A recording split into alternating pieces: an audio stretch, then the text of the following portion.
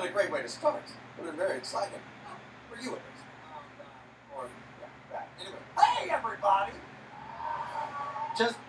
I just spit on you, so that's a terrible way to start for me.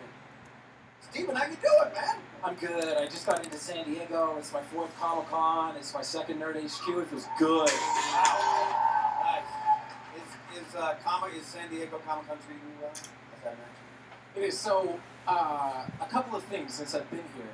During Elijah Wood's panel, I was on the live YouTube page for this to grab the link to put on my Facebook page. And I started commenting from my YouTube account. People were like, this isn't Stephen Amell. I'm like, it is Stephen Amell. And then they did some research. This guy, Tim Barker, is like, it's his page, but it's his handler. Well, wrong again, Tim Barker. So there was that. And who in the audience knows how I got here? Practice. On a golf cart, because I saw you in the intersection.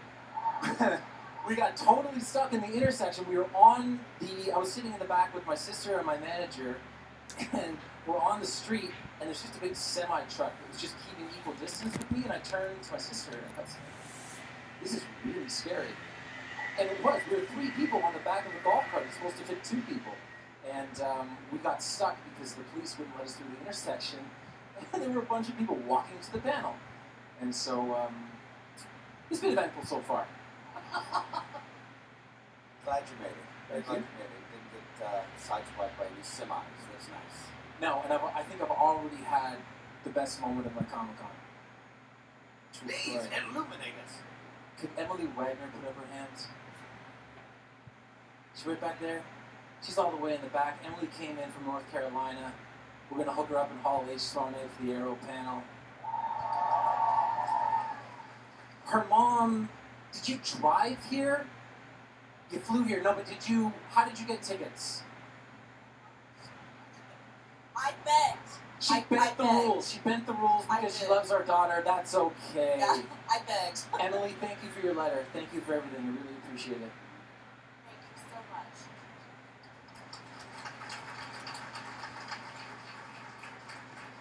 much. Nice. So you're going to be in Hall H tomorrow. Hall H tomorrow night for a bunch of stuff. It's a little bit different this year because we actually don't start filming season 4 of Arrow until Monday. And so we've always had a preview. I mean, the first year that we were here, we had the pilot. And so we don't have any new footage this year, but we have new stuff. That's exciting. Sure. Fantastic. And so that hall holds 6,500 people. Oh my God, does it? It's really impressive. And so this is a much better. Well, not that it's better, but this is great because it's only 200 people. But there's something about having people on top of you that's a little bit more unnerving than 6,500 people. It's like a stadium rock show versus 10 people sitting, and if anyone is bored, you can tell. I don't see one bored face. Oh wait, okay. I only see one bored face so far. All right, now if you guys have any questions, put your hands up like you see these hands up going around, and I'll start the first one off right here, sir. Captain, listen to you. In light of recent events, I just wanted to ask, what is your rebuttal to Mr. David Ramsey's salmon ladder? So, for those who don't know, someone said, who's better at the salmon ladder, you or David Ramsey? And I said, well, David Ramsey can't do the salmon ladder because I've never seen him do it, so he's welcome to prove me otherwise. So he does it like 2-3 months ago, and for some reason waits until 2 days ago to put a video on.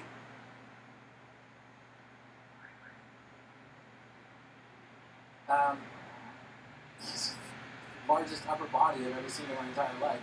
I don't have a response. I mean, I'm definitely, let's see him do it while doing a monologue and doing it like 8 times in a row.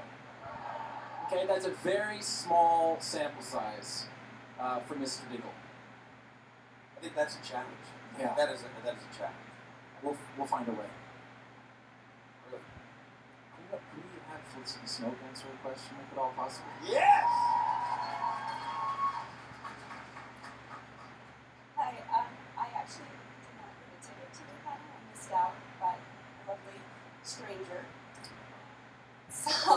Hey, Laura. costume and handed me the ticket. Wow.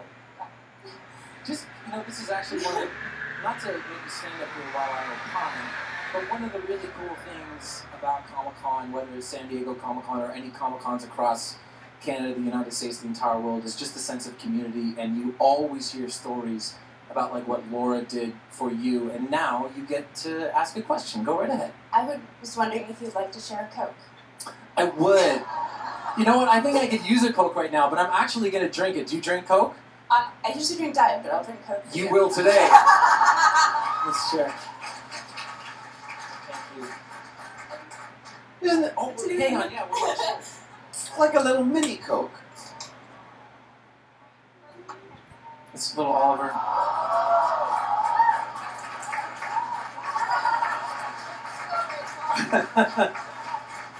Thank you so much. Thank you so much. This is the most calories that I will get the entire weekend. Alan knows what I'm talking about. No, I don't. Oh, They yeah. don't. Oh yeah, they don't let you eat. No, it's mine is self-imposed at this point. Okay. Yeah, mine's self-imposed. I'm eating cake. I'm eating cake here. It's Comic-Con. Yes, the young lady with the blue hair. Which, there's 6 people stand up. No, just right, this blue hair. Welcome to Comic Con. Yeah. Hi. I got into air a little bit late, but I absolutely love it. I started watching it after listening to the podcast that you had with On Girl and Guy. Yes, Last year here. Yes. And obviously you have a new series coming up where you get a whole bunch of new superheroes that you and the Flash get to kind of whip into shape. Who was the most one you look forward to seeing the most, or who's your favorite? Victor Garber. Nice. I love Victor Garber so much. This is such an awesome story to tell. Everyone have people seen the promo for that? Okay, right. So it's Grant and I on the rooftop, and I started off. I started this alone, blah blah blah blah, Arrow stuff, and Victor Garber has the first line. So when they're setting the camera up on me, he's standing right there, and he looks at me, pardon my language, and he says, "Steven, what the fuck am I doing here? I should be sitting by a fire, drinking wine, reciting dialogue directly to camera, but no! I'm on a rooftop in Vancouver, and it's raining, so I'll ask you again, what the fuck am I doing here?"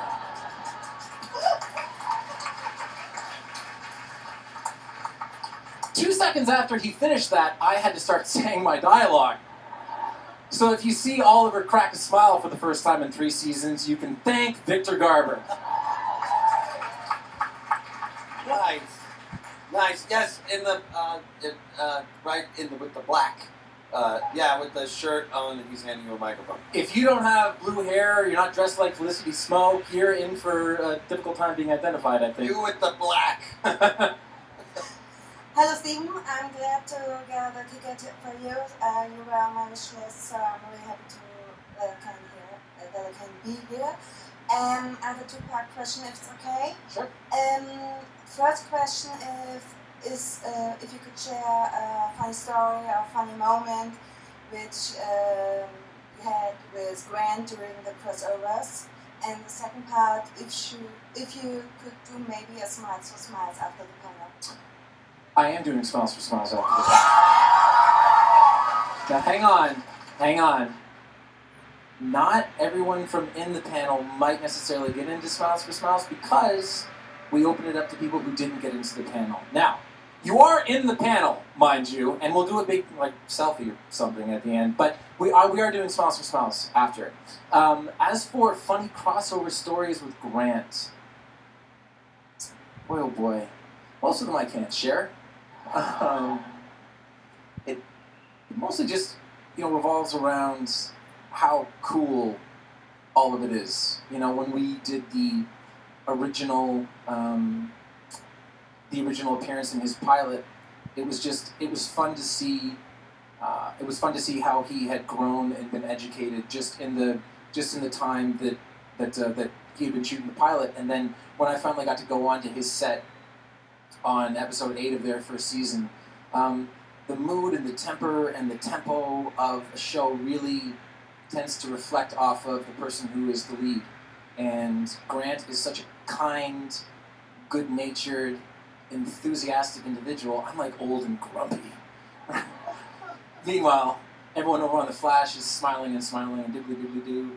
And so he really took that show by the reins and did an exceptional job. So that would be my fun story with Grant. Nice. It's very true that whoever is at the lead, that they lead everybody. Yeah. It's wild how that works. It is. I learned a lot from good leads. Like I said this to Aisha on the podcast last year. You learn a lot from good leads, and you learn even more from bad leads. Don't ask me who they are. But I would just have loved to have spent one day on the Torchwood set with Barrowman. Because I can only imagine that people were popping out of birthday cakes naked and just a bunch of weird, awesome stuff. Yeah. I had an experience with Nathan Fillion where he was the lead once.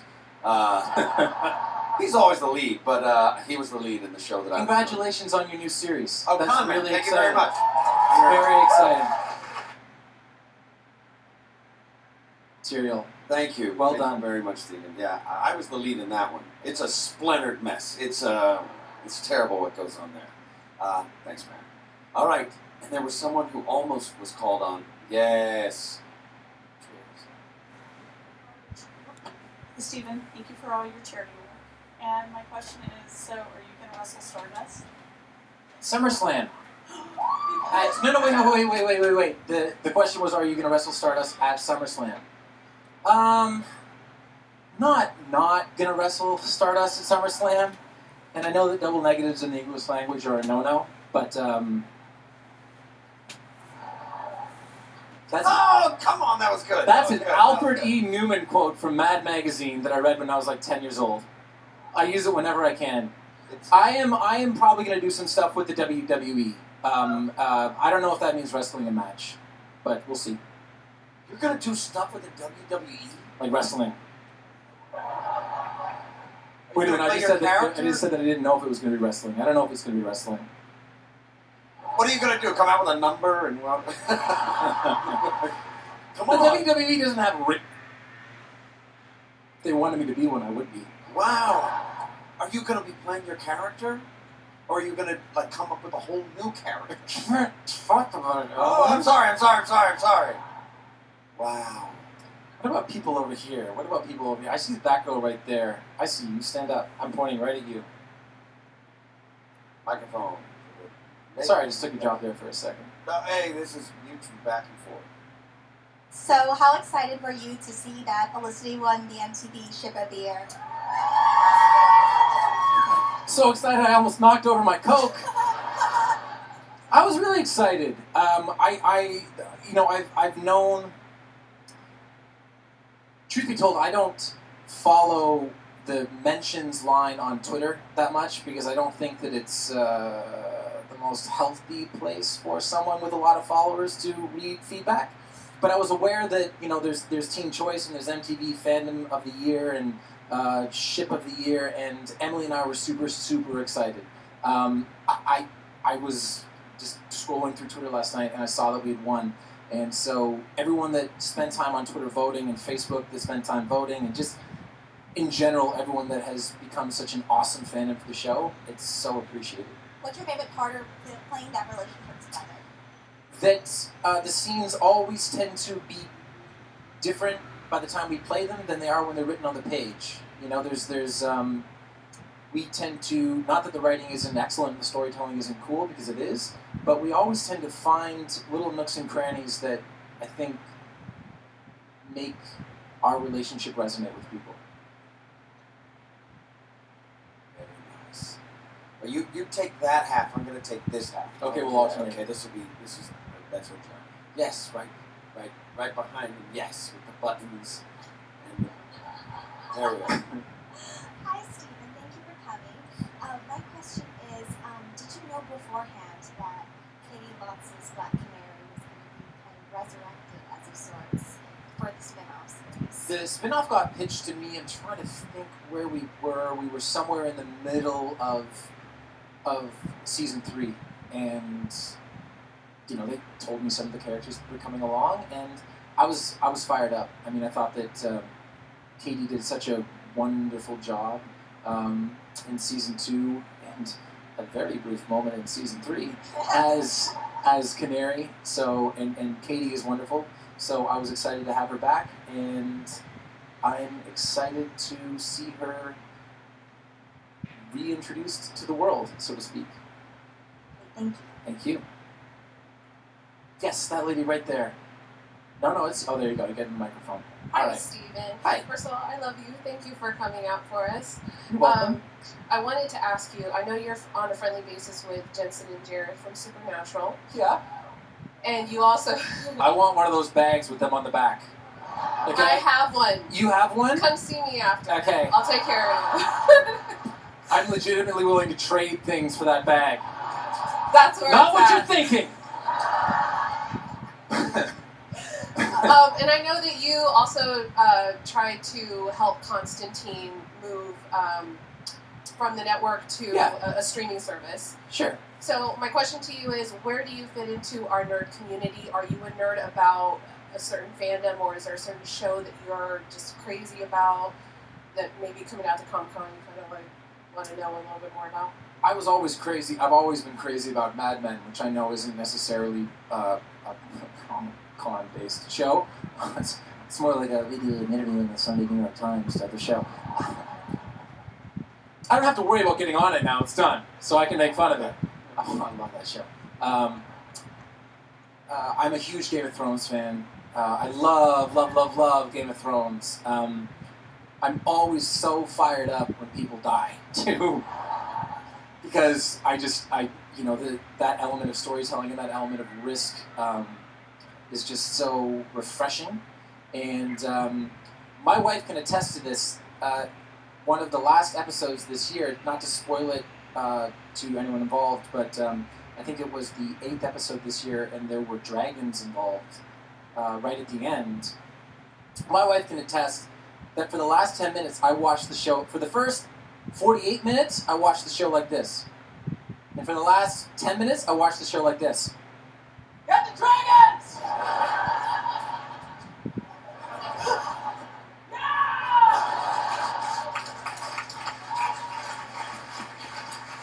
So any show that makes me stand up and feel like it's Game 7 of the Stanley Cup Finals, that's a good show in my book.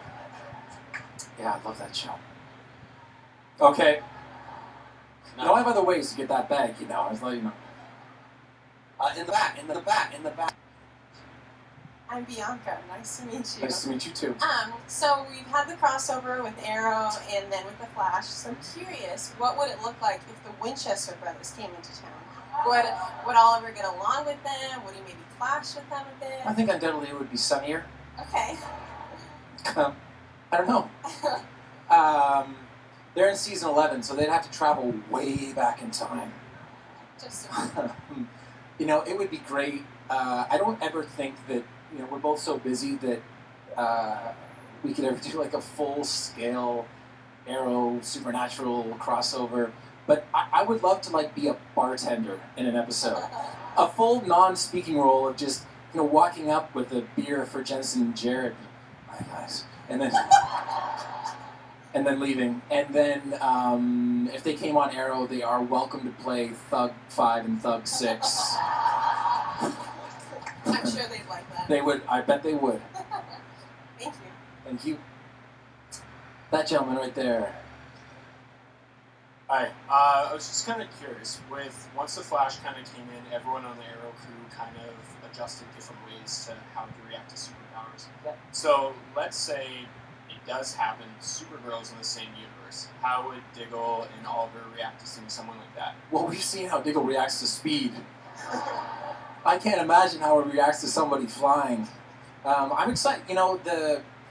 Our director of photography, Glenn Winter, directed the Supergirl pilot and is directing the second episode.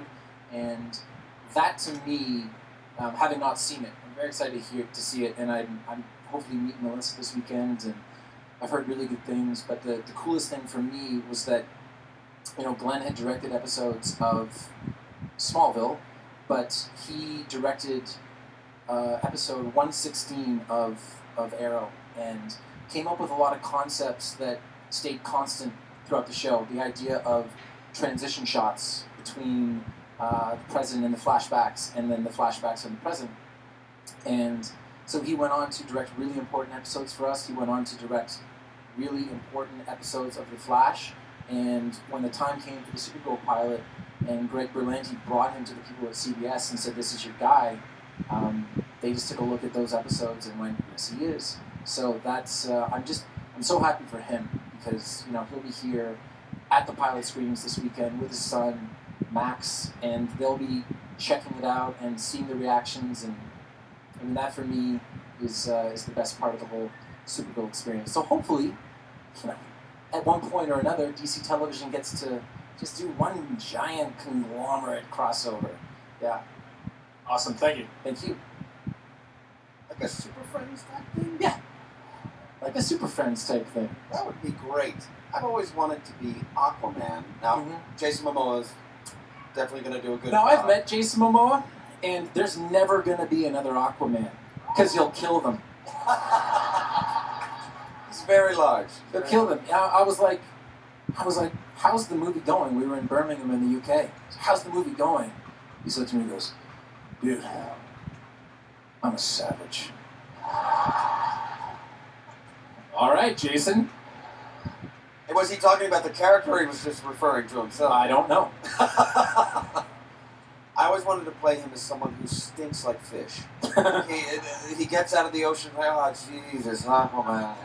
And he's got like some of those six-pack rings, stuck on his, sort of like on his arm, and trawling nets sort of dragging behind him. Full 80s costume. Oh yeah, that one, and he can only defeat his enemies by drowning them. He just drags them into the ocean and then just lays on them until they die. And then he goes to get another one, and then he drags them in the ocean. They went with Jason Momoa. Remember what I said at the beginning of this conversation? I changed my mind. That would work. On this side, yes? Right here. Hi. Hello. So, two things. Sure. That guy you posted a picture of at Starbucks yesterday, I think. Today, you don't know him, do you? I see him there all the time. There was a guy at Starbucks, and I felt kind of bad, but he was laying down to plug in his computer, and it just sort of looked like he was laying down to sleep in a Starbucks, but it looked like one of those photos that you see online. You're like, that's not real, because he had a full Dell desktop computer from 2004 set up. You can go on my Twitter. I said, heading to San Diego Comic-Con, and I put a link to the photo, and that was the photo. Unbelievable. I swear to God I took that photo, and now we have proof. Proof. He's there to close almost every. Seems like a decent guy, but he's certainly taking up a lot of space. Just a little bit. But he's always got his little setup with his monitor and everything. Good for him. He's probably like a billionaire genius. Probably. And props to him for that. Sure. So my question. My fiance, I haven't been able to get him to start watching Arrow yet. Okay.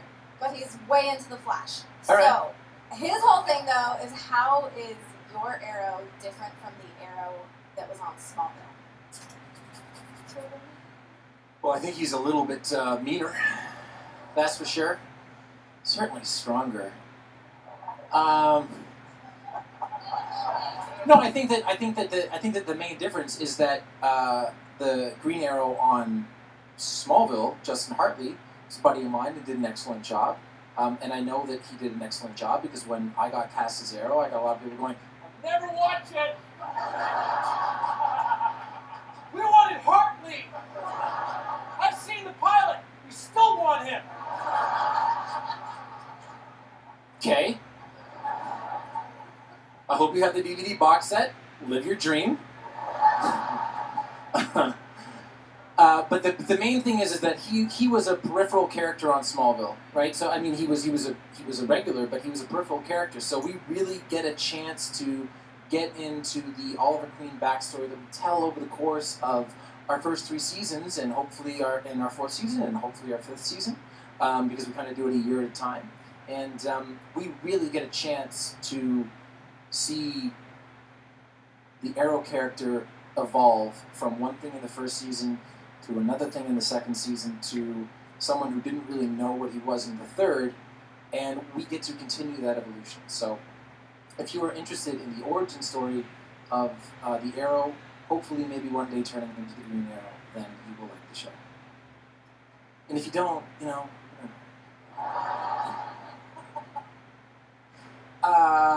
yes, you right there. Yes, you. Nerd. Hi, nerd and proud. You posted a video a couple days ago of yourself singing. Sure. And you have a surprisingly amazing singing voice. That's almost a compliment. That's what you call a backhanded compliment right there. So what's your very favorite song when you're driving in the car that you just turn it up and sing at the top of your lungs? Oh, geez, I don't know. I listen to like Eminem in the car. I'm on a big Eminem kick right now. Last year I sang at the panel ever so briefly, right? Because I have a daughter, and she was like 9 months at the time. So now she's 20, almost 21 months. And although I refuse to list the months after 18, okay, I just say now she'll be 2 in October, right? That's good. People who are like, how old's your kid? 41 months. No, thank you. No, thank you. So I sang very briefly because someone asked me if they thought, what is her favorite Disney movie going to be? And I was really, really hoping that it was going to be The Little Mermaid. Okay? So now, when I put her to bed at night, and she's excellent at going to sleep, I imagine, and then I go out and watch TV with my wife, I imagine that she lets the door close and pretends to go to sleep, and then gets up and goes, "Look at this stuff. Isn't it neat? Wouldn't you think my collection's complete? Wouldn't you think I'm a girl who has everything?" She has absolutely everything. "Look at this room, treasures untold. How many Nemos can one bedroom hold?" A lot. Looking around, gee, I think I've got everything. I've got gullies and ponies aplenty. I've got who's it and what's it galore.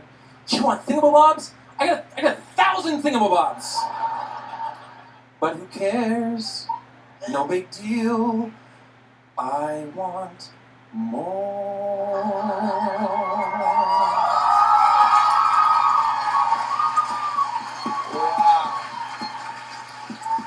I want to be where my parents are. I want to know what they're watching, sitting out there on the sectional couch watching the giant curved TV. Flapping my arms, I don't get too far. My feet were designed for running, dancing, walking along on those, what are they called again? Because I'm a baby, I don't know. Feet, out where they walk, out where they run, out where they stay all day in the sun, wandering free. Wish I could be part of that world.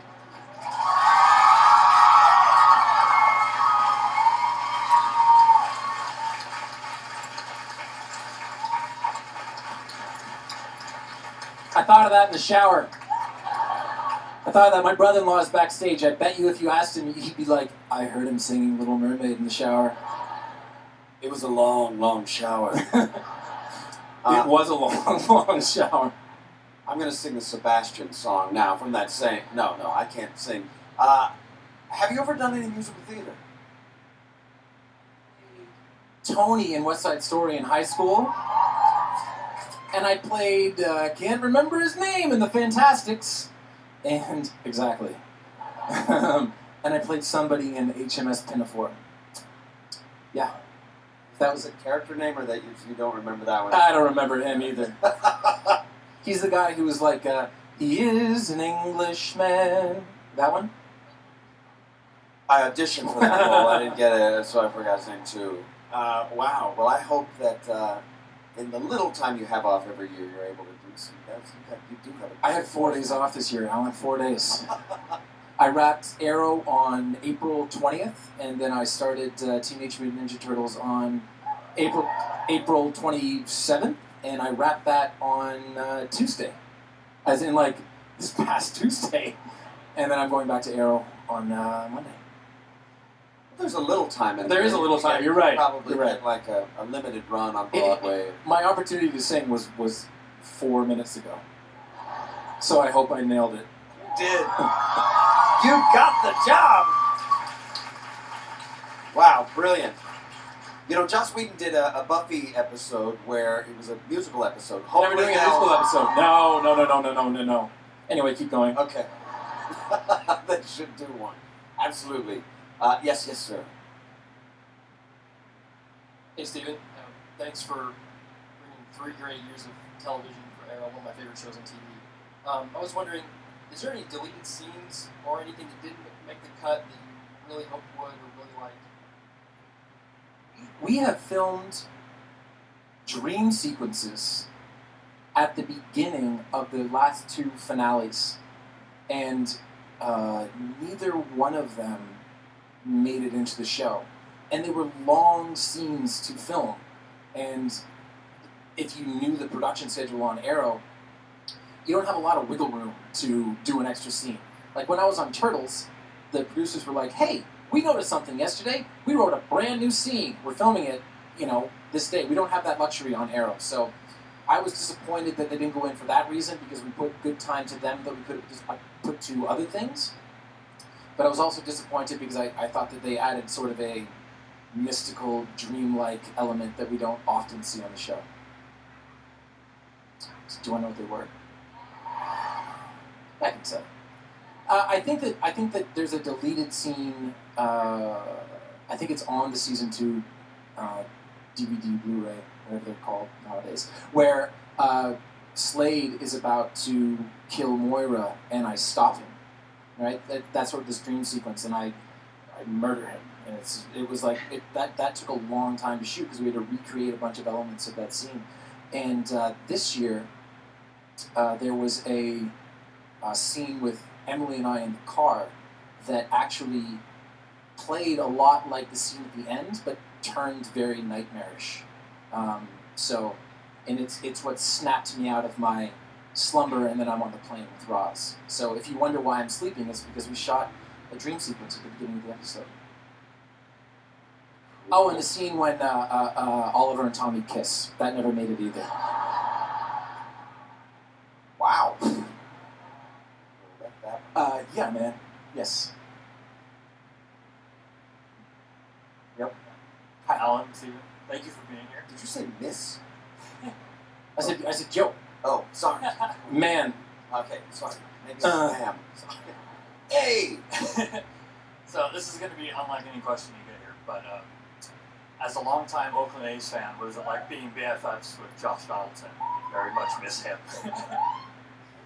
We do. He's excellent. Thank you for helping him get in third base in the All-Star game. Yeah, he's a good guy. I mean, so I did this campaign on Facebook, and we contributed to Josh Donaldson getting elected into the All-Star game. I'm sure there's lots of people here who voted. And I met him, and I gotta say, he is a good guy, and I was so relieved, because professional athletes that I've met, well, it's not that they're bad guys. I just don't relate to them that much, despite the fact that I grew up playing sports. We now have very different lifestyles, and is there something funny about that? It's like, I'm kidding. I feel like a teacher. Yeah, no, he was a really good guy. Good to meet him. He let me take batting practice at Rogers Center, and that was like, unfortunately, I'm legitimately, that was like a top 4 moment in my entire life. Like the first one involved, my daughter being born, and the second one was probably something my daughter did, and the third one hopefully involved my wife, and the fourth one was hitting a home run at the Sky Dome. Yeah. You hit a home run? I hit a home run in batting practice. I hit one. That's it. Wow. One career homer. You get it. Wow. Yeah, it was amazing. I think I drank like 19 beers the rest of the day. They couldn't touch me. It was like after Travolta stabs Uma Thurman in the heart in Pulp Fiction with adrenaline. She could have done a bunch more drugs. They wouldn't have affected her because she had adrenaline coursing through her heart. That was me minus the heroin. Minus the big needle sticking out of your chest. That's right. Wow. I would have had that same experience if I hit the ball. Like, fouled it out. That's amazing. Yes, right here in the glasses. Hi, how you going? How was the trip from Australia? Long. Yeah. Very, very long. I got in Wednesday morning, so I'm very sleep deprived. That's okay. A lot of people have died on Arrow. Just put it nicely. Yeah. Which death scene was the hardest to film? I can't really choose between Tommy and Moira because Colin and I spend more time together, and I remember being more affected by the news that his character was going to die because I had never experienced it before, and with Moira it was the same thing. That was a more arduous scene to shoot because I was tied up, hands, ankles. And they tried to tie me up like they would tie up an actor who they didn't want to injure. And I was like, guys, I need to strain against this. You actually have to tie me up. So I was just laying on the ground for like hours. But Tommy was that scene was really difficult to shoot. It's just not a lot of fun when you are working with someone for a long time and they become friends and family, and we're all coming from LA or somewhere, and we're depositing in Vancouver, and we are our social network because we all work so much together. So that when you lose someone, it's really difficult. I didn't answer the question a little bit earlier about funny things that happened with Grant in the crossover. I did needle him one time because this happened to me in the first season. We had a director coming on the show, and he turned and he posed a question to me towards the end of the first season because this always happens. And so I turned to Grant during the crossover and I go, hey, so which regular do you think is going to die at the end of the year? And he was like, I don't know, we're like a lighter show. And I go, okay.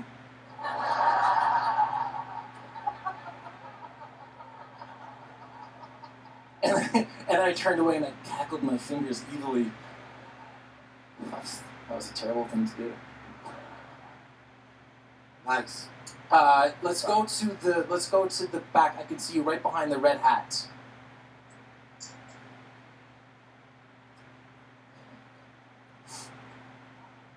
Oops. Thanks, everyone. Hi, Stephen. Hi, Alan. Thanks for being here. I'm here from New York, and you said a lot of great things on social media about New York, so thank you. Mm-hmm. Not the traffic. No, I agree with you there. That's true. First class city, third world country traffic. Sorry. Oh, I don't disagree. Yeah. That's terrible. So my question would be, since you have Melissa and Grant kind of with the Glee background and singing, what is your go-to karaoke song, and then what would Oliver's go-to karaoke song be? Oliver's, I got to think about Oliver's for a second. I have songs that I like, but my go-to when I really want to shake things up is Music of the Night from Phantom of the Opera.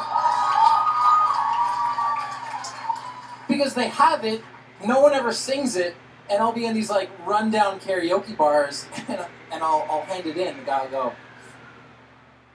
really? I go, I'll win the crowd over with this one, don't worry. I feel like Oliver's go-to song would be something from like grunge era rock, early '90s Seattle, like Glycerine or something, or like Nirvana and the Unplugged album when Cobain was just there going monsters or something. But hopefully now it would be like Oh What a Night or something. Great song. Thank you. Great song. That's a good question. I like to do an Elvis song. I have to just, not that I was asked, but I like to do an Elvis song, just to throw it out there in case you don't know what to do. There's Are You Lonesome Tonight? Yep.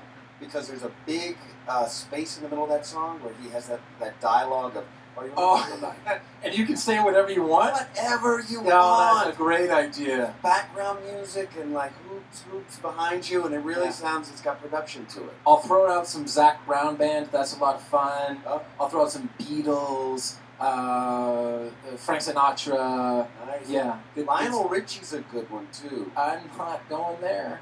No? It's not my register, I don't think. Yeah.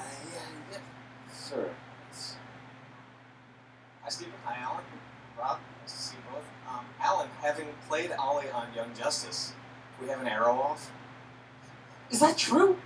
Yes. Yes. No, I'd lose. I don't want to.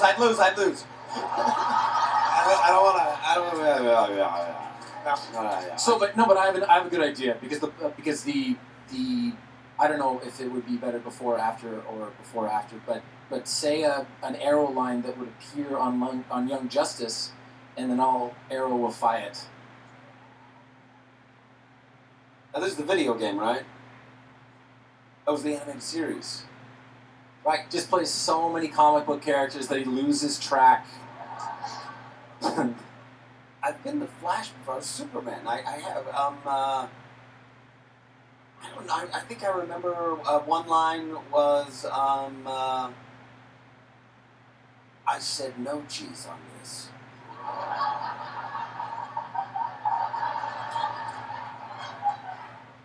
Excuse me, I specified no cheese. That's what it was. Yeah. Still a waiter. And Arrow would go, "Take the sandwich back. You know what I ordered. You have one more chance."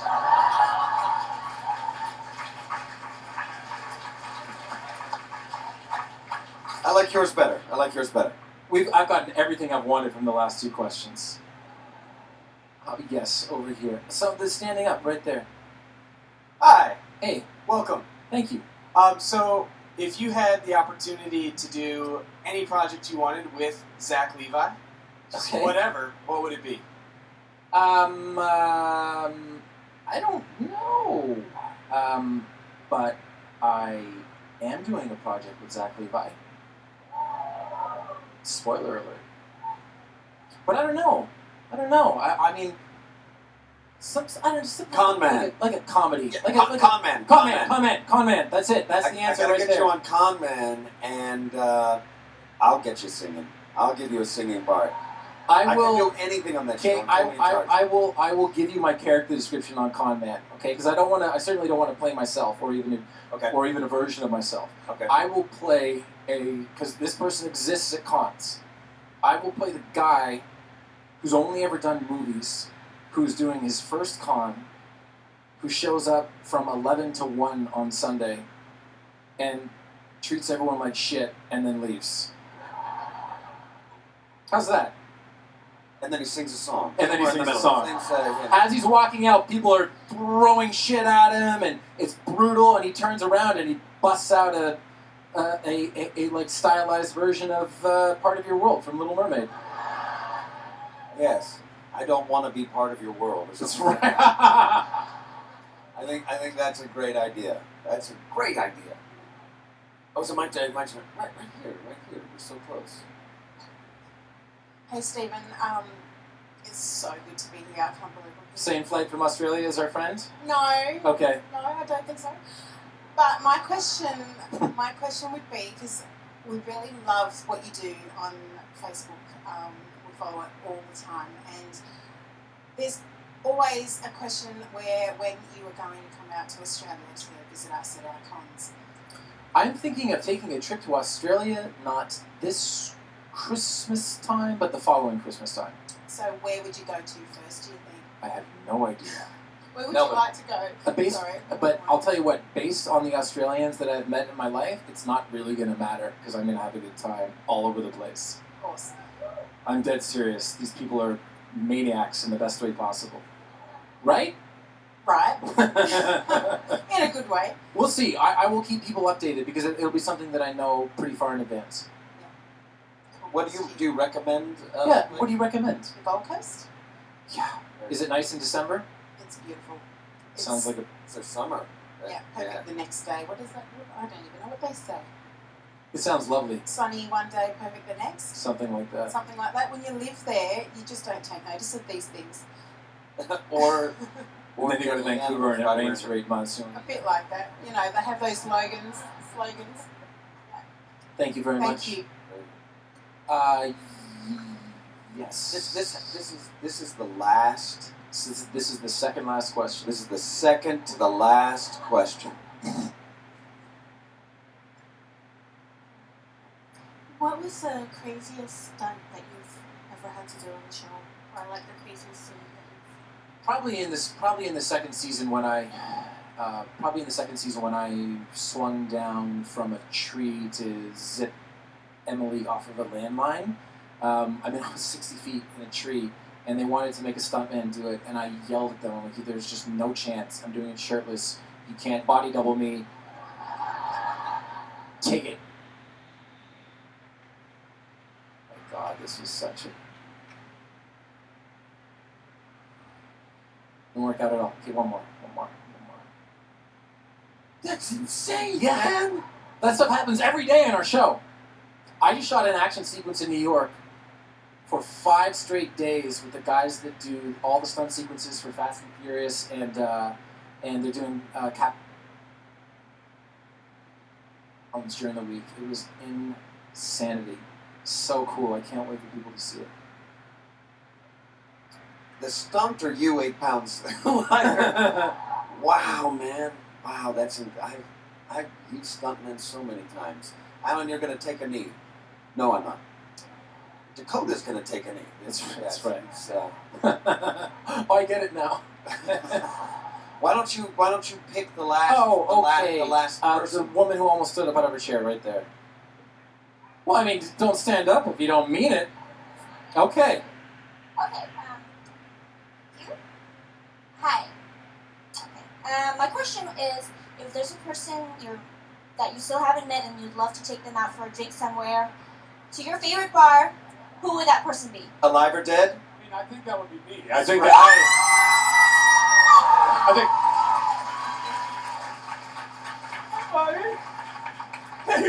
He made it, guys. I'm gonna pop a squat right here. You made it, guy. I made it back. Yeah. Hey, I was rocking your Con Man stuff earlier today. I just love what you've done with Con Man, buddy. Thank you, man. Isn't it great? So who would you take out for a drink other than me? The one guy that I wanted to take out for a drink is a gentleman named Chuck Klosterman. He's an author. You know Chuck? So I was filming in New York a couple of weeks ago during the stunt sequence, and at the beginning of the week, I had mentioned Chuck on Facebook, and I got a DM from him being like, hey man, thanks for the support. And I went, hey man, you want to come to the Turtle set? Turns out he has a friend that is an Arrow fan, and they came and they visited, and he brought me a signed book. So I'm one step closer to going for beers with him, okay? One step. He's my guy. I'm not afraid to say it. That's my guy. Ladies and gentlemen, let's give it over to Steve. Thank you guys so much.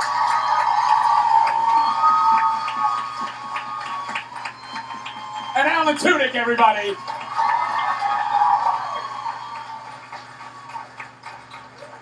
Oh, take those. You just take those. You just take those. Alan Tudyk, everybody. Alan Tudyk. Was that fun?